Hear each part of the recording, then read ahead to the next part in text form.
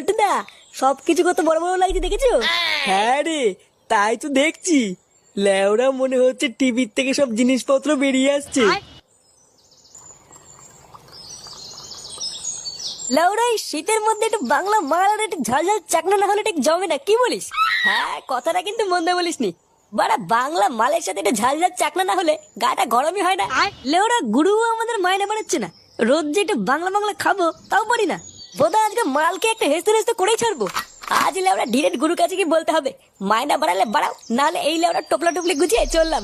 জীবনে কোনো পার্টি নেই, কোনো আনন্দ নেই, ধর। এইভাবে কি লেওড়া বেঁচে থাকা যায় নাকি?